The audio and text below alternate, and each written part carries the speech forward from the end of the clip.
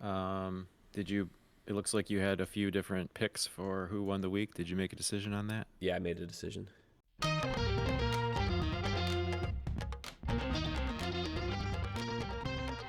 Welcome to another week on the D3 Datacast. I'm Zach Snyder, joined by a slightly under the weather Matt Snyder. We're going to jump right into it, Matt, so that you can get to bed and you can have your hot sleep and you'll be feeling well tomorrow.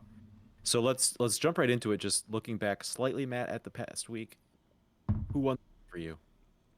I thought of a couple different options. I thought of Calvin. I thought of Trine. They both got big wins in the MIAA. Calvin, of course, a rivalry win. I thought about UW-Platteville getting a similar win over UW-Whitewater. I'm going to go with a player, though. I'm going to go with Sami Willoughby of Marietta. Marietta was down by 3 points in the first overtime at home to Heidelberg. Their Pool C hopes are kind of on life support at this point. Down three, Marietta inbounds the ball. Sami Willoughby faces a lot of pressure. He's way behind the 3-point line, throws it up, banks in the game tying at that point 3-pointer. Marietta goes on to handle Heidelberg in the second overtime. A big win for Marietta. It keeps their Pool C hopes alive should they not win the OAC championship, OAC tournament championship, and get the Pool A bid. So that's a big win for the Pioneers, a big play for Sami Willoughby. He's been a big player for them all year, and I'm going to say for that play, he won the week. What about you, Zach? Well, just that was an amazing shot. It was going around on social media. If you haven't seen it, definitely find it. It shouldn't be too hard to find. It was definitely one of the plays from Saturday. Matt, that was an interesting game because probably one that Marietta felt they should have won in Yeah, regulation, and then one that Heidelberg felt that they should have won in overtime, and then yeah. ultimately Marietta did win in double overtime. So just a very interesting game that, at the start of the second overtime, you knew no matter who won or who lost, that there was going to be a team that felt they should have won Mm-hmm. who didn't, and a team who was probably feeling lucky to have pulled it out after squandering an opportunity to do it earlier in the game. But Matt, I'm going to actually stay in the same conference and go with Wilmington, Yeah. who proved that their win over Mount Union earlier this season was no fluke because they did it again, pulling off the season sweep of Mount Union. Anyway, it's just not only that, but I think there's some good momentum in the program. We're sitting here and still in January, and they're basically approaching what's been a recent high in Yeah. terms of number of wins, both overall and in the conference. So good to see from Wilmington. Um, and not only just getting a big win in its own right, but to have that be the second time they've gotten Yeah. Mount Union, just to really, not that they needed to necessarily validate what they did the first time, but just to add a little extra emphasis there. Shouts to Wilmington for that win, and they'll be my win the week Yeah, pick great there. win for Wilmington. Great win. So Matt, I'm sure that has that game. Well, both the games you talked about had implications in how you approached your ballot this week. So let's move right into presenting your top 25 ballot for this week.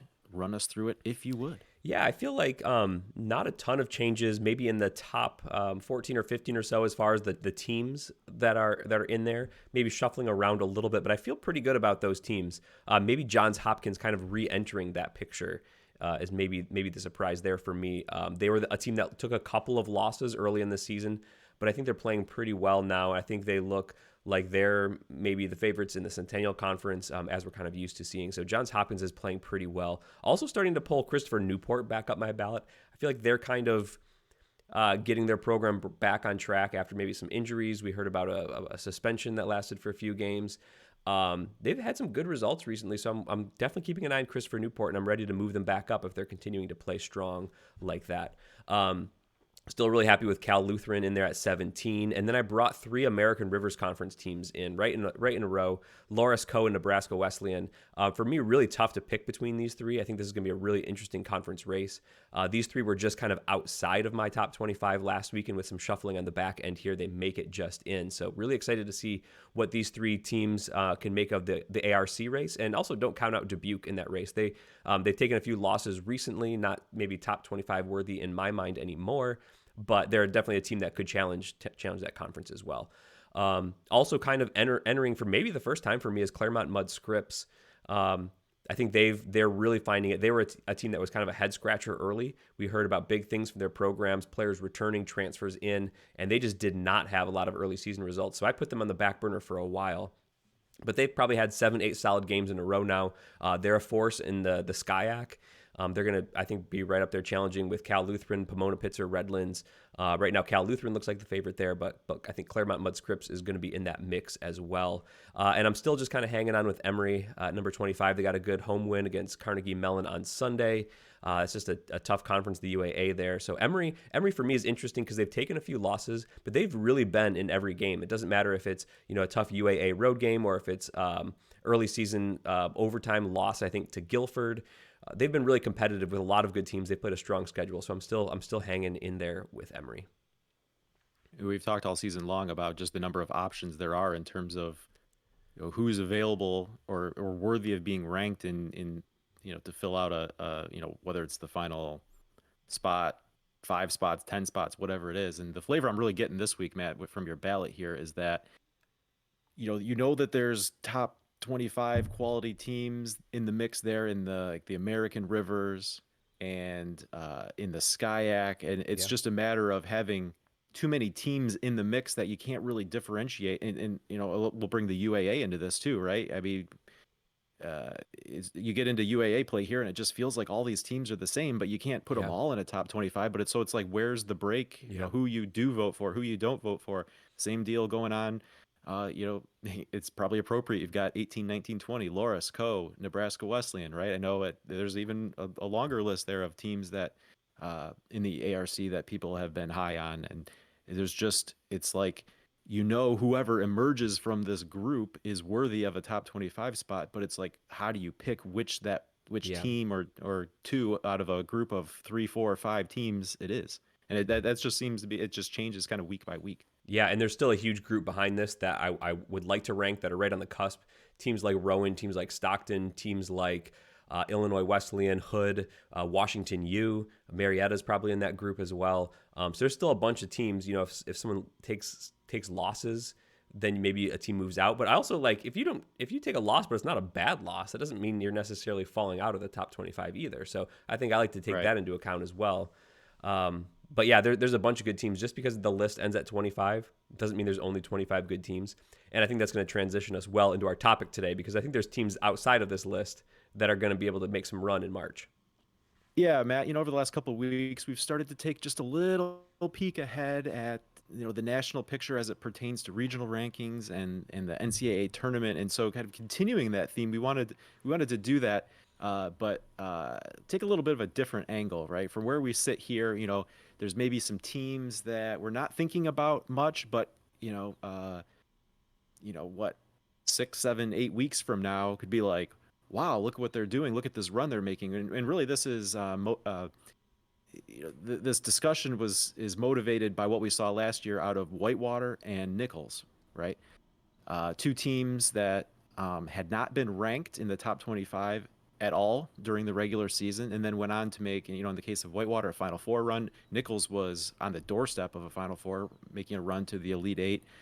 Teams that at this point in the season, as we sit here, getting into the end of January, probably we weren't thinking of, but obviously they had something in them that gave them the ability to make a run, and so we thought we'd try to pick out maybe those teams are for this season. So we have here, Matt, just listing, like we said, it's Whitewater and Nichols on the screen. We took a snapshot of their seasons from last year. Just we can see from the MasseyRatings.com their schedule and results from the beginning of the season to basically where we sit right now at this kind of like third week in January point. And just to get a visual, just to remind ourselves of what these teams were, what their results were, what they looked like at this point last season.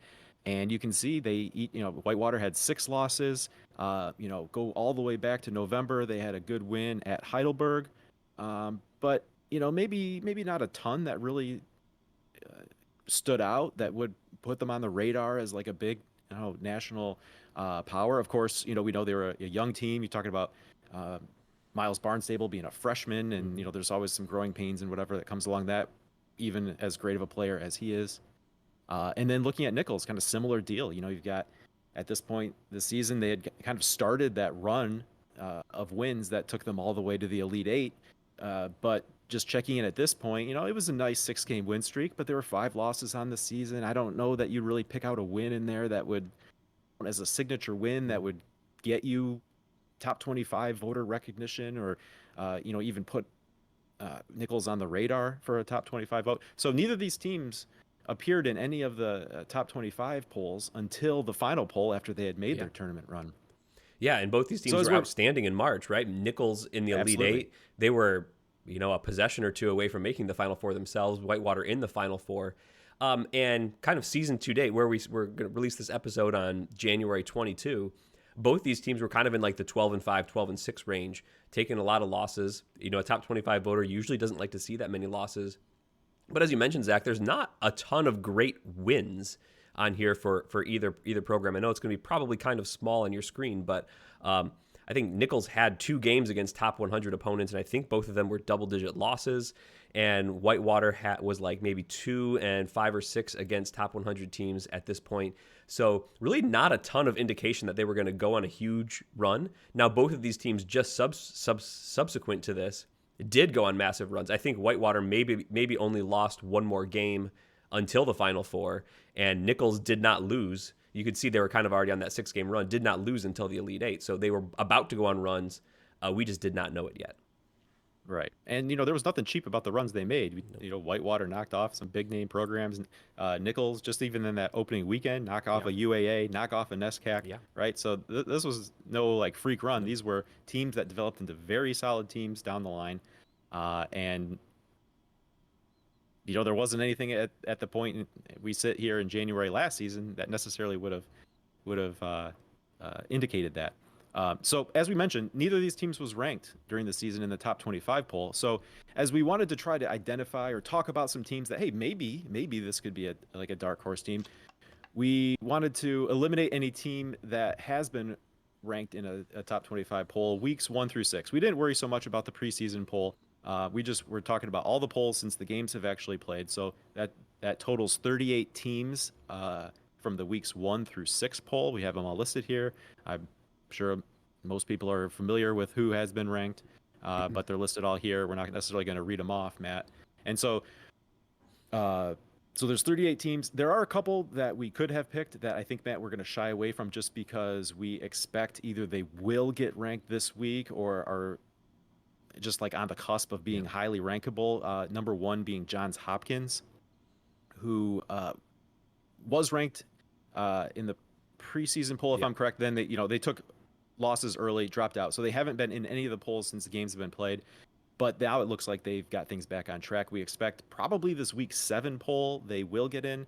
And the other team here that we'll point out hasn't been ranked yet, but is appearing very rankable is Claremont Mudd Scripps. So we will not talk about them. So that gives us 40 teams, Matt, that we're excluding from this pool. And so let's go through here, Matt. And I think let's start with an interesting one, because I don't think we can discount the possibility that this year's Nichols is in fact Nichols. I think I like that pick. I think that's very, very, excuse me, very, very possible. They're sitting there at 14-3 this year.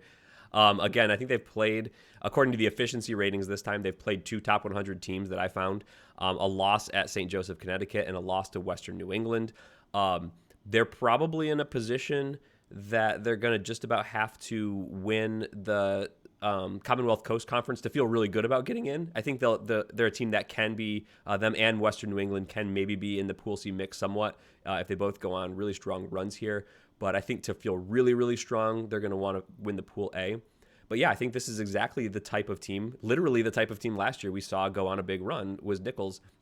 They don't, they play some good teams and they can usually hang tough in there, but their overall schedule is just usually not a gauntlet. And some of the games, even if they're winning most of them, it's like they're playing like a kind of a number 200-ish team and maybe they're only a single-digit win. It hasn't, for me, been a top 25 resume that I've wanted to vote on. But again, we've seen this from this program in particular. I don't exactly know what it is, but come March, I don't know if they just take the whole season to just completely gel on their style, and then once they're clicking, they're clicking. I bet it's something to that effect. But we just see kind of like by this point in the year, it looks a little bit ho-hum until all of a sudden you get to the end of February into March, and you're like, oh man, Nichols is really good, and we could very well see that again this season.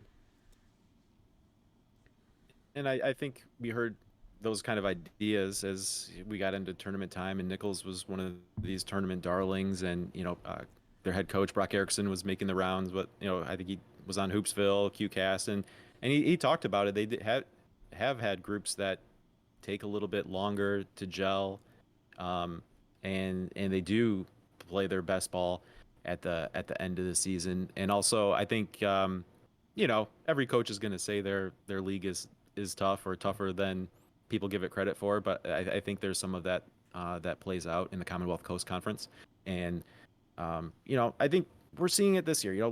Life, especially life on the road in conference, is difficult. Yeah. It doesn't matter if it's a top 25 team or a team, a top 100 Massey team. Win your games, and really that's all that matters. Nichols got on a great run last year, kind of around this time. And Matt, what we've seen right now is very similar. One, two, three, four, five, six, seven, eight. I guess it's an Yeah. 8-game winning streak right now. Um, so yeah, if you look at the shape of the Nichols season right now as we sit, it's very similar to what we saw a year ago. Yeah, if you want to get ahead on your bracket, just start penciling Nichols in for the second weekend. Is it going to be a Sweet 16? Is it going to be an Elite Eight, or is this the year they get all the way to the Final Four? That's your hot tip from here in January 22. All right, our next team, Matt. This is we can go back to the discussion we had in the top 25 talk. We talked about there's a bunch of teams in some of these conferences that they're jumbled up and we don't really know. You mentioned Rowan, Stockton, that so the same dynamic is in play in the NJAC. That's just Mm-hmm. happening slightly off your top 25 ballot. What we're seeing with maybe the ARC slightly inside your top 25 ballot. Um, but one of those teams in the mix there is Rowan, who maybe is surprising that they haven't been ranked at all this season. But again, I think they're another team that took some early losses and maybe could have played their way into an early top 25. They've been a very good team over the last couple years. But because they took the losses, they've been a little bit more off the radar, or maybe just in that on the radar group, Yeah. rather than being in enough ballots to actually make a top 25 so far. But has the look of a team who could be dangerous come March. Yeah, Rowan's a team I think they've made my ballot a couple of times, but haven't really been consistent enough in those spots to stay there. And when I've taken them off, they've kind of been in that kind of next 10 group most of the time. So I've had my eye on Rowan all season, even if they haven't actually made an in-season poll yet, which has been kind of interesting. But if you look at their record, 13-5, that's very much what we were looking at from Whitewater and Nichols last year, right? A team that has some good results, but maybe a little bit of mixed results. Look at what Rowan has done versus the efficiency ratings top 50 there. Like a loss to Christopher Newport, a loss to TCNJ, 2 losses to Stockton. They've beaten Worcester and they've beaten Mary Washington, who the computer still loves. And so that kind of bolsters their rating there. But a little bit of mixed results in the top 50. They've done a little bit of better work in the kind of 51 to 100 range. So they're definitely a team I think that has a little bit more than Nichols this year, shown that they can play with some of those other top teams. But it's been a pretty strong schedule. You can see their Division III strength of schedule right now, 602, projecting that to stay 584 by the end of the season. I think they're a team that can get in via Pool C. It's going to be really interesting. I think they're a team that could just about beat anyone. So if you want to talk about a team that can go on a run, win kind of 3 or 4 tournament games in a row, I think it is a team like Rowan. The NJAC's a fairly tough league. The top 3, 4, 5 teams of the NJAC, it's going to be a battle every single night. And those are the kind of games you get in the NCAA tournament where you have to play a Friday, Saturday against 2 good teams. And then again, the second weekend.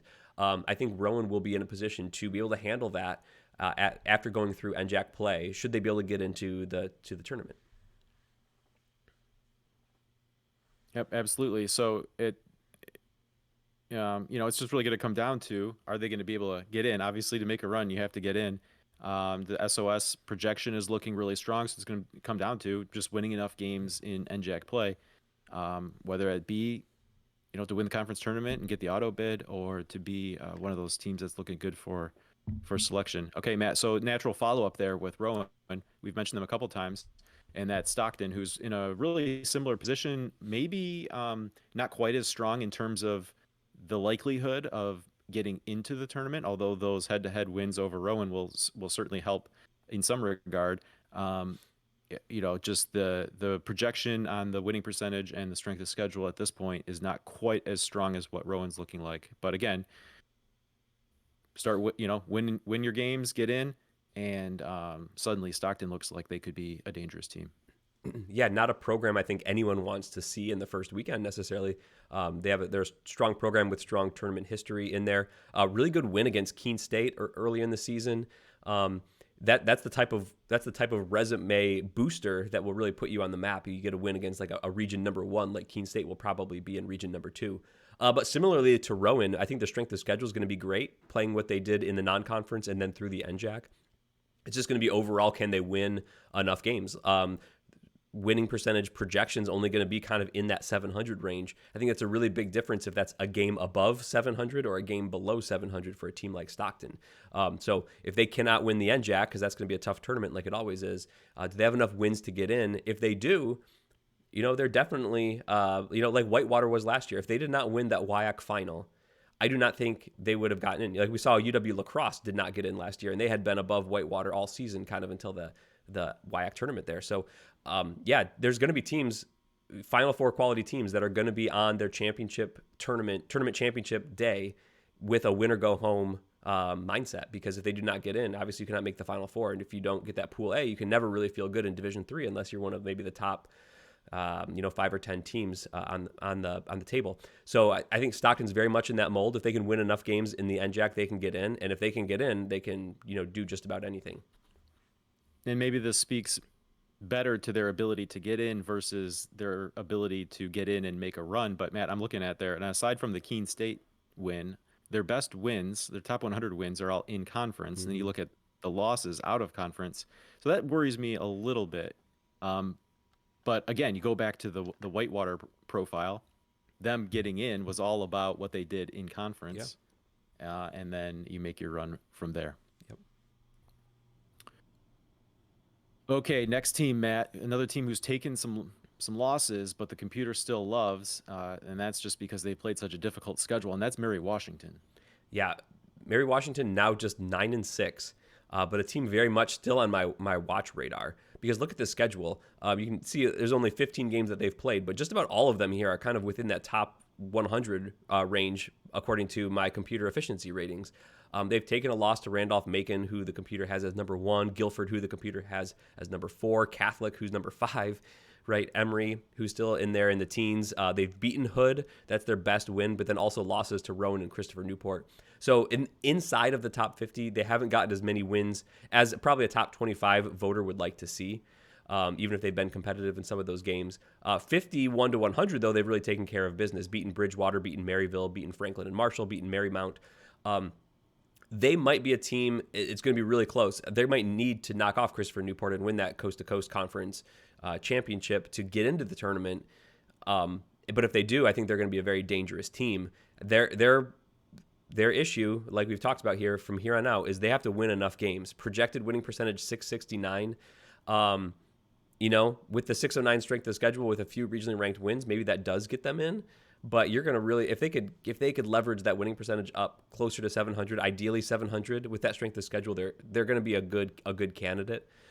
So again, the difficulty here for Mary Washington, can't take too many more losses to get into the tournament.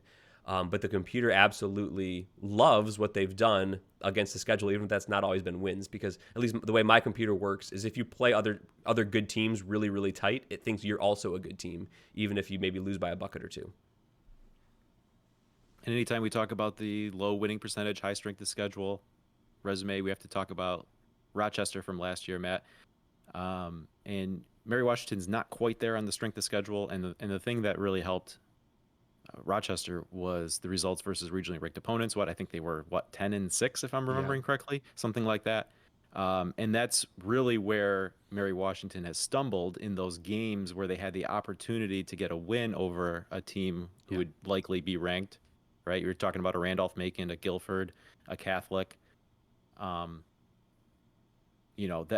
Those being losses we talk about criteria sometimes getting double counted. This is a case where it's kind of double hurting them to have that be a loss, because they really are going to be missing that regionally ranked opponent category that that really helped Rochester a year ago. Yeah, and if they're, let's say, 3-6 versus regionally ranked opponents, I don't know what the committee is exactly going to look at that and say, but I can imagine them saying, "Hey, you have a 600 strength of schedule, but you've only won a third of your ranked games. That means you've played a lot of teams, haven't really beaten them that much, and gotten a great strength of schedule for it, and overall your winning percentage isn't that great."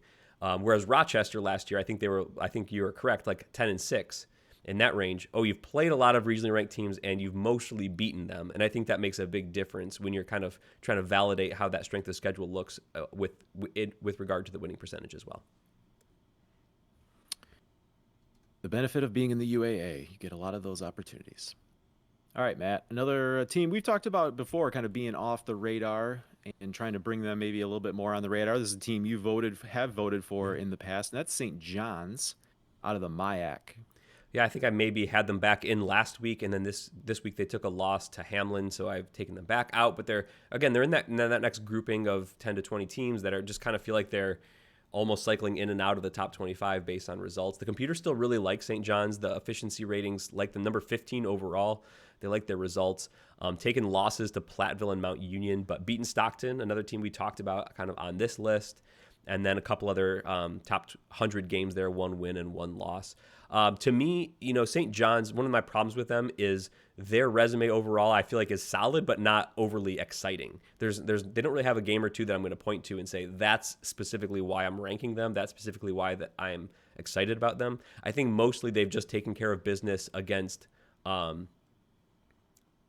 don't want to say the also rans on their schedule, but against the teams that are kind of more mid-tier in the MIAC and whatnot, they've taken care of business against, and they're putting together a good, solid resume. I think they're going to be they're going to want to win the MIAC title probably, but I think they might be Pool C bubble viable depending on what their actual numbers end up as. But again, I think they're a team that maybe lost out on the chance to get another maybe 1 or 2 solid regionally ranked wins under their belt in the non-conference. I don't think in MIAC play they're going to get very many opportunities there. So they are going to have trouble getting in.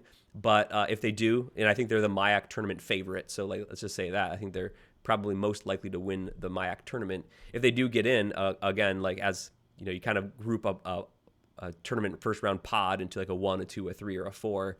They might be like a really tough 3, and like a 3 that can come out of a pod and maybe win a pod.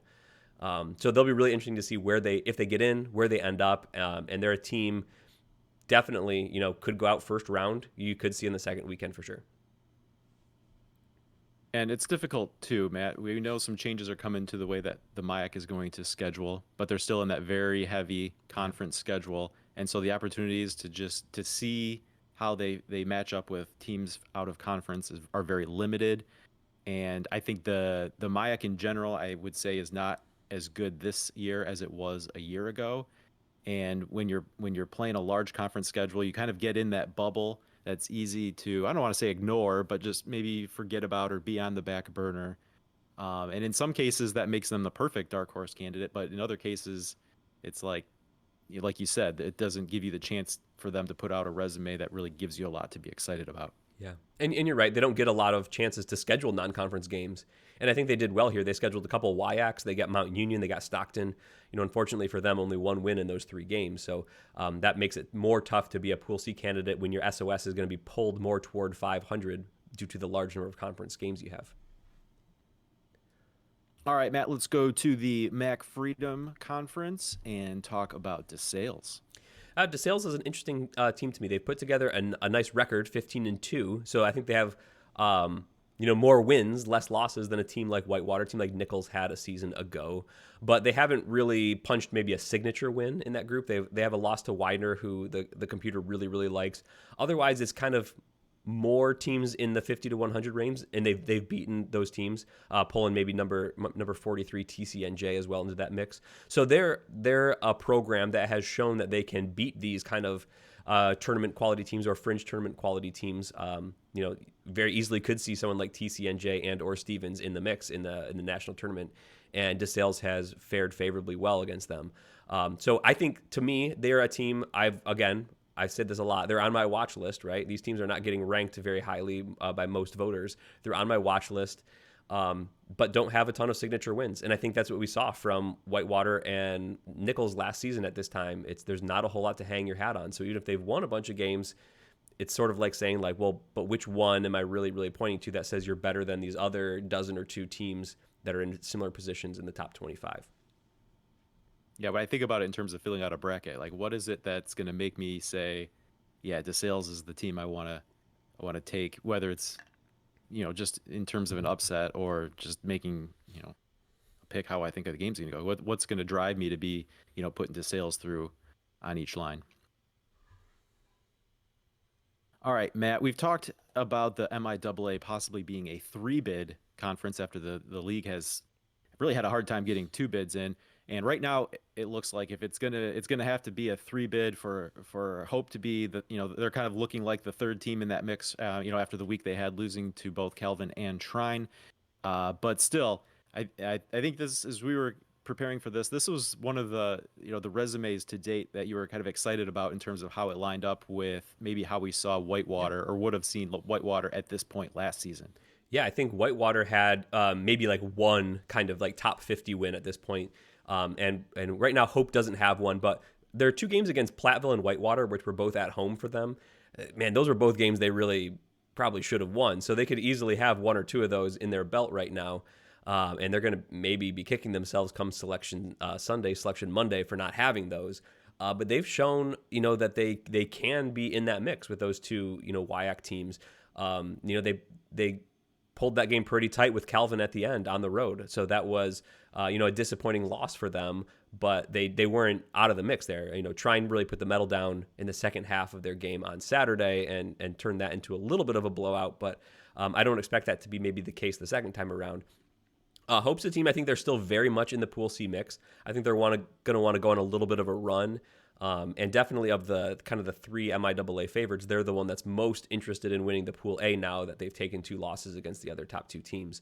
But I think they're very much a team that fits that Whitewater mold. Not that they're exactly the same. They don't have a Miles Barnstable on their team, which is very nice to have if you're going to make a deep tournament run. But again, they're the type of team that's been in some of these good games, haven't quite won them, taken a few more losses than maybe they wanted to, more on the fringes of the Pool C discussion, going to want to win that Pool A. But if they get in, I don't think anyone's going to be super excited to be matched up against Hope or, even if it's in the off game, the host of that site's not going to be excited to have Hope come in because that's potential for a really tough game. We've seen them both this season and just in their program history be able to compete with those types of teams. So I think very much Hope right now fits the profile of a team like a Whitewater. Again, not a team that I'm going to expect is automatically going to make a Final Four run, but if they somehow got through the MIAA tournament, maybe won that, started getting on a little bit of a roll, maybe they end up having that kind of Whitewater-y type season.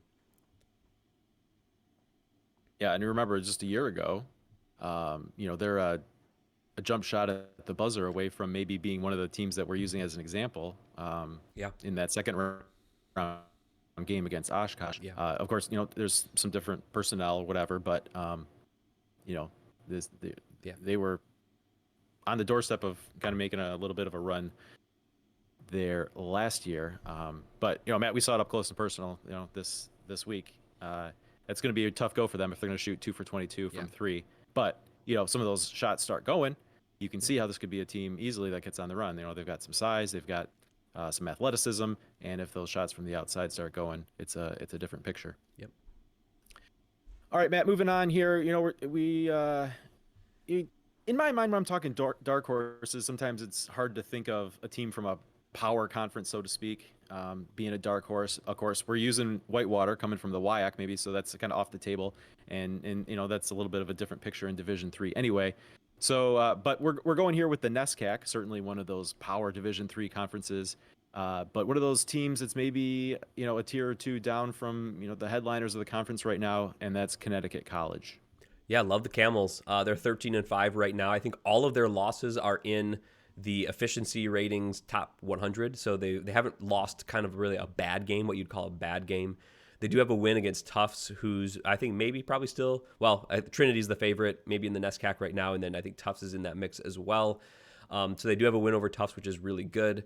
A win over Wesley and a win over RPI. But again, 13-5. I think they're probably looking good for the tournament. They're another team that's not going to want to take too many unexpected losses, but I think they're going to have a good strength of schedule, some chances for some more regionally ranked wins. So I think they have a good shot. Not a guarantee by any stretch, but maybe approaching a 50-50 shot to get into the tournament as a Pool C. And yeah, a team from the NESCAC that's played through, even though it's only a single round robin, but if you play through that schedule and then you play through the conference tournament, I think you've played a lot of really good teams. You've been in a lot of road and home environments, so you're prepared to maybe win some of those games. And I think Connecticut College has shown that they can maybe compete at that level. And I think I would not be again surprised if they're a team that gets in and we're talking about them as like a second weekend on the cusp of, an Elite Eight type of a thing. None of these teams are guaranteed that they even get in, much less make a deep run. But I think definitely a team from a good conference like the NESCAC might be kind of preparing themselves for that with the types of games that they're playing, even if a couple of losses are piling up here. All right, Matt, one more on the list here, and that's another 6-loss team here, though, Matt, with Heidelberg. Maybe not one of the teams that we talk about, in that top tier of the OAC, but such a deep league. This is one of the teams kind of right there on the fringe of the top tier that makes the OAC one of the deepest leagues in Division III. Yeah, another team that doesn't have really too many bad losses. I think they did lose one game earlier on to Alma, which is maybe kind of the one sticking point on the resume. But again, they've played a lot of good teams and haven't necessarily won all of those games, but they do have a few good wins in the mix. Definitely a team I think is going to want to win their Pool A at this point. So Heidelberg, just like Whitewater last year, is going to have to start their run in the OAC tournament, I think. That's a tough tournament. You're probably going to have to go up against someone like a Marietta or like a John Carroll or a Mount Union and probably win 2 of those games to get that Pool A bid, to win that OAC tournament and then get in. If you're in, Heidelberg, I think, has played competitively with a bunch of these teams, has won some of those types of games, and again, is not going to be a team that is going to be welcomed with open arms into a host site. That's going to be a tough out, especially going through the OAC if they're on a roll winning the OAC tournament. Again, I think their path to a Pool C is very, very, very narrow. I think their path to kind of a top 25 vote is very, very narrow at this point, unless they start a heck of a run now. But again, if they get rolling, the type of team that Heidelberg is, the computer still likes them as kind of like a top 40 type of a team. You get on a little bit of a roll, and all of a sudden, you're talking March and you're talking second weekend. And as we look at the projected resume, definitely going to need to be getting on a run here, just to be putting up, especially a winning percentage number that looks good for a tournament resume in absolute sense, but you got to think about the regional picture here. Region 7, there's a lot of traffic to fight through, and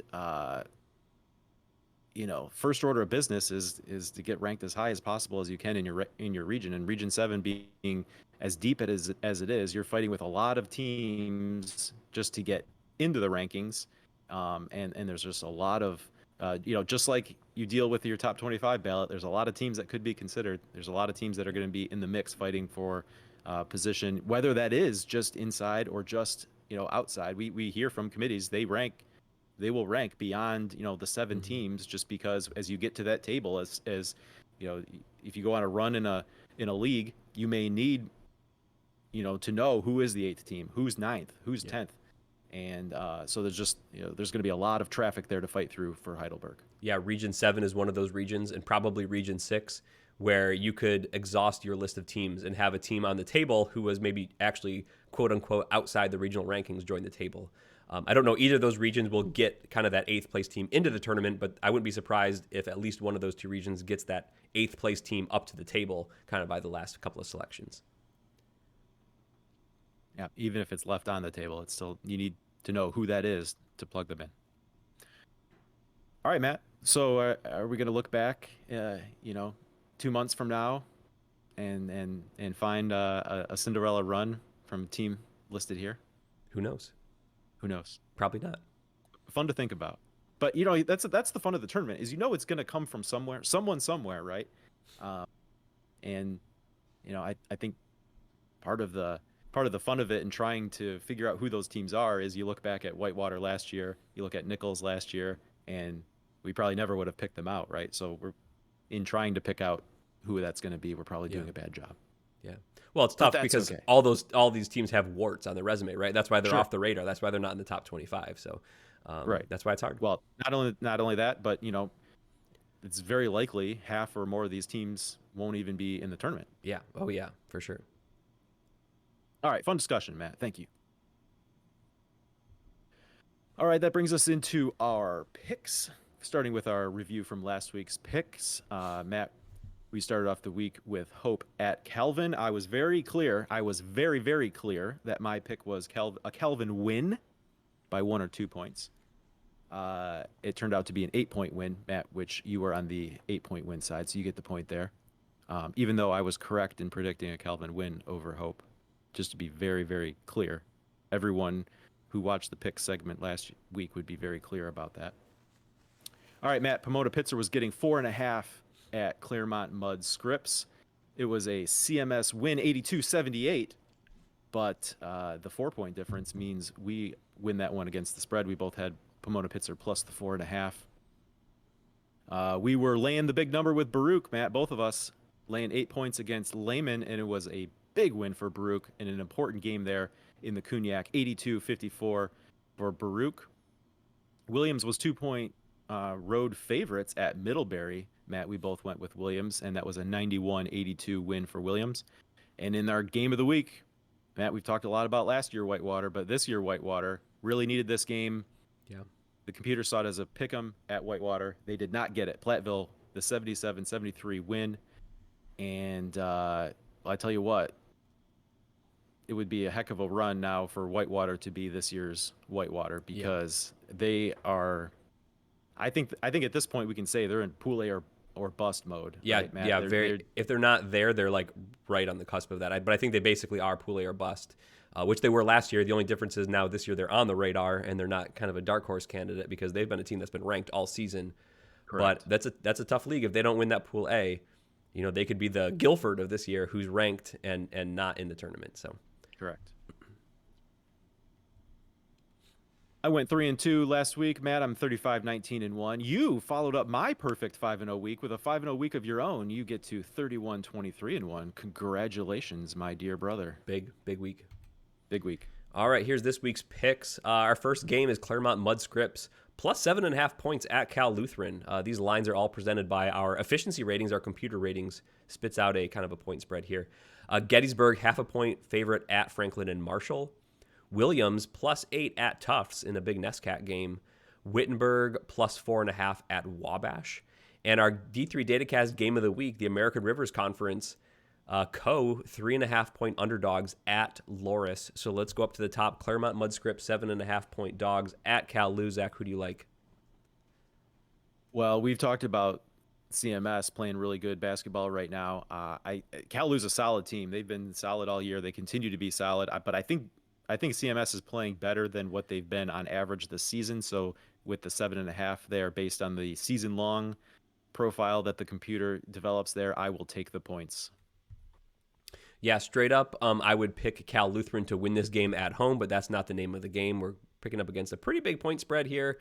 So I'm going to go with Claremont Mud Scripps to keep that tighter than 7.5. Game number 2 in the Centennial, Gettysburg, 0.5 point at Franklin and Marshall.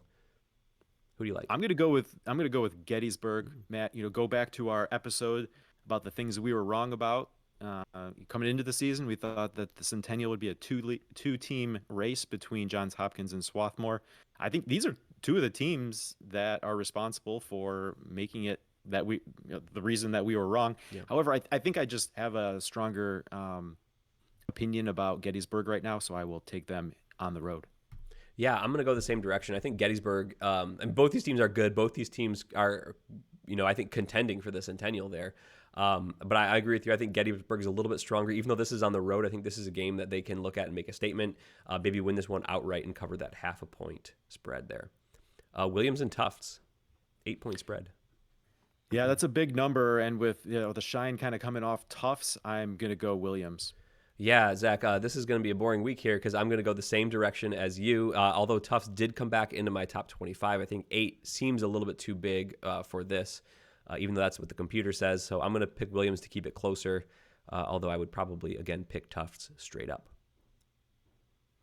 Wittenberg and Wabash. Wittenberg is getting 4.5 points.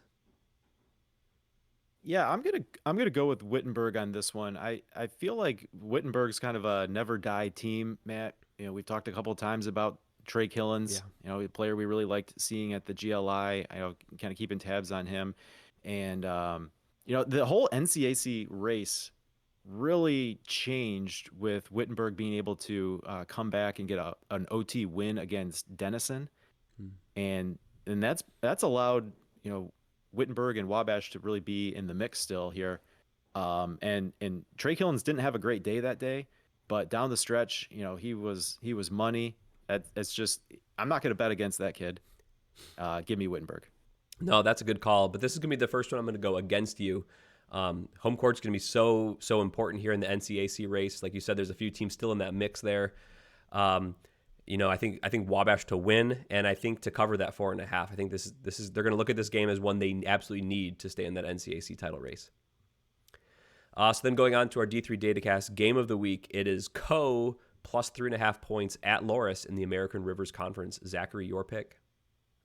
Whether it's trying to figure out who should be in or out of the top 25 or who's the favorite in the American Rivers, I don't know. Pull a name out of a hat, and so I'm going to go with Loras as the home team. All right.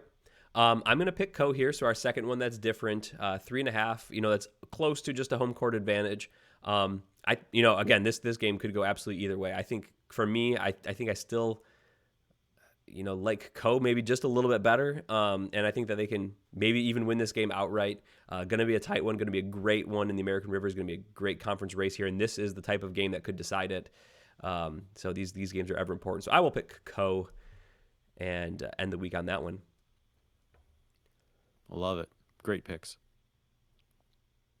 All right, Matt, this is the time we usually open up the mailbag to answer some listener questions, talk about the things they want us to talk about instead of the things that we just decide we're going to talk about. But the mailbag's empty this week. And that's okay. If you have something that you'd like for us to address in a future mailbag, you can leave it as a comment on YouTube. You can find us on our social media channels at D3Datacast, on Twitter/X, or on Facebook. Lots of ways to get a hold of us. We would love to field your questions and talk about them. And that wraps up this episode. So as always, Matt, we need to give a big good job team thanks to everyone who supports us on Patreon. Matt, we are starting off the third column here. David Brown joined us as a new supporter on the Great Job Team tier. So shout out to David Brown. You get your name shout out for being a Great Job Team supporter. And we really appreciate everyone here who's decided to sign up for, what we consider a voluntary subscription as opposed to making any paywalls or putting any of the data or information that's available on d3datacast.com, making that a true subscription. We make it available to everyone, and thankfully we have some people who have chosen to volunteer themselves to provide some support for us to be able to do that, and we are certainly grateful. Yeah, thanks to everyone here so much for keeping d3datacast.com ad-free. Hope you like to use that data on d3datacast.com. This is the type of the year where those regional ranking stuff start to get really important and start to solidify. So use that. Also, check out the great work by people like Drew Pasteur at D3Bubble. He's got a great Twitter feed that he posts kind of bubble picture, and also a website that has his computer simulations. Also, check out a most recent QCast episode with Jacob Schauer, former D3 athlete, who is running his own computer rating. So we love that. There's no competition in this space. The more, the merrier, especially when it comes to D3 data. That's what we're all about here, Zach. Had a good time in this episode. Thanks to all these people on the screen, and good job, team.